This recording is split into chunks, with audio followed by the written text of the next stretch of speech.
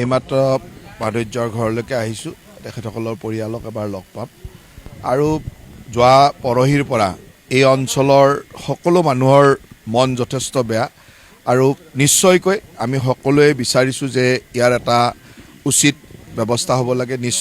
যিগৰাকী ব্যক্তি ইয়াৰ লগত জড়িত আছিল ইতিমধ্যে তেওঁৰ মৃত্যু হৈছে। তথাপিতো এই কথাবিলাকৰ লগত আন কি জড়িত হৈ আছে, তেওঁ অকলে আছিল নে তেওঁ গাড়ীৰে কোনে আনিছিল, কোনে কি সংগ দিছিল, এই কথাবিলাকো চাব লাগিব আৰু ইতিমধ্যে আমি পুলিচ প্ৰশাসনক সেই ধৰণৰ নিৰ্দেশনা দিছোঁ।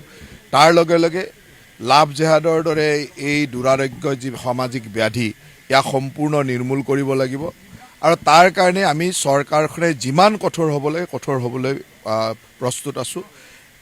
মুখ্যমন্ত্ৰী ডাঙৰীয়াই সেই ধৰণৰ নিৰ্দেশনা আগতেও দিছে আৰু মুখ্যমন্ত্ৰী ডাঙৰীয়াই যোৱা বিধানসভাত আমি UCC আইন আনিছোঁ। তাৰ আগতেও লাভ জেহাদৰ ওপৰত আমাৰ আইন আছিলে।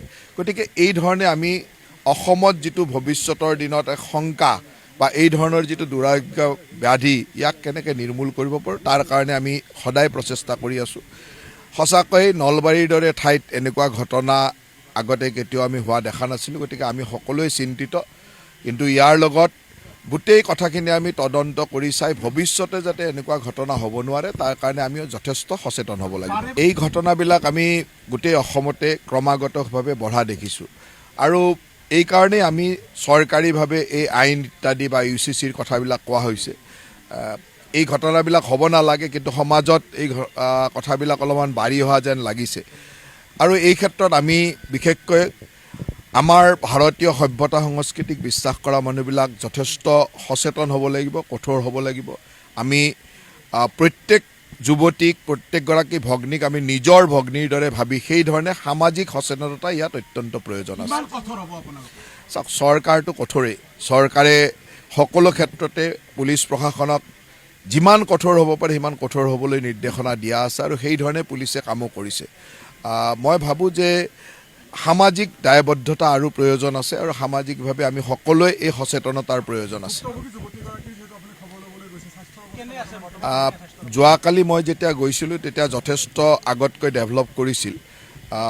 তেওঁক ইতিমধ্যে 2 বটল ব্লাড দিয়া হৈছে, কাৰণ যথেষ্ট ৰক্তক্ষৰণ হৈছিলে, ব্লাড কমি গৈছিলে, গতিকে ব্লাড দিয়া হৈছে। কিছু পৰিমাণে সংজ্ঞাও আহিছে, ৰেছপণ্ড কৰে, কিন্তু যথেষ্ট আঘাত হৈছে। প্ৰায় মূৰৰ ওচৰে পাজৰে 4-5 ঠাইত গুৰুতৰভাৱে আঘাত হৈছে। সেইকাৰণে টাইম লাগিব, কিন্তু ভগৱানৰ ওচৰত আশা ৰাখিছোঁ যাতে সোনকালে ৰিকভাৰী হয়। আজিতো মই আহিছোঁ, মই নিশ্চয়কৈ পৰিয়ালটোক যিখিনি পাৰোঁ আমি সহায় কৰাৰ চেষ্টা কৰিম, কিন্তু চৰকাৰীভাৱেও কি কৰিব পাৰে, মুখ্যমন্ত্ৰী ডাঙৰীয়া বাহিৰত আছে, অহাৰ লগে লগে কথাখিনি পাতি চৰকাৰীভাৱেও কি কৰিব পাৰে এই কথাটো চিন্তা কৰিম। চাওক, ইয়াত আমি সেই আগ্ৰাসনটো ৰোধ কৰিবলৈ আপোনালোকে জানে কিছুদিন আগত আমি ইয়াৰ ওচৰত এটা ঠাইত এভেকশ্যনো হৈছিলে আৰু এই কথাবিলাক আমি অত্যন্ত গুৰুত্ব সহকাৰে ল'ব লাগিব। বিশেষকৈ কিছু অঞ্চল আছে যিবিলাক অঞ্চলত এই ধৰণৰ অসামাজিক ঘটনা ঘটি থাকে, সেই কামবিলাকত আমি অত্যন্ত গুৰুত্ব দিব লাগিব আৰু পুলিচ প্ৰশাসনে বা জিলা প্ৰশাসনে ইয়াত যথেষ্ট কঠোৰ হ'ব।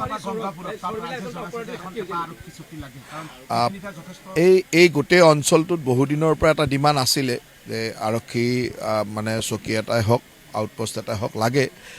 সেই কথাবিলাক আমি চাব লাগিব সময়ত কি ধৰণে হয়, কিন্তু যিবিলাক অঞ্চলত এই ধৰণৰ ঘটনাৰ সূত্ৰপাতবিলাক বা তাত বিভিন্ন ধৰণৰ চিন্তা কৰা যায় যে ইয়াৰ পৰা এই কথাবিলাক আহে, সেই ঠাইবিলাকত আমি যথেষ্ট কঠোৰ নিৰীক্ষণ ৰাখিব লাগিব। ঠিক কথাবিলাক চৰকাৰীভাৱে তেনেকুৱা কথা নহয়। কথাটো এইটোৱে যে সকলোৱে বিচাৰিছে ইয়াৰ এটা ভৱিষ্যতে নহ'বৰ কাৰণে যি ধৰণৰ কাম কৰিব লাগে সেইখিনি কৰিব লাগে। গতিকে আমি সদায় ৰাইজক এটাই আহ্বান জনাম যে ৰাইজ অত্যন্ত সচেতন হোৱাৰ প্ৰয়োজন, কাৰণ এই সময়টো ক্ৰমাগতভাৱে আমাৰ কাৰণে এটা উদ্বিগ্নৰ সময়। গতিকে আমি সকলো ৰাইজ সচেতন হ'ব লাগে যাতে এইবিলাক ঘটনা ভৱিষ্যতে অসমত ঘটিব নোৱাৰে। সেইটোৱে ৰাইজ সচেতন হ'লে ইয়াক কমাই আনিব পৰা যাব।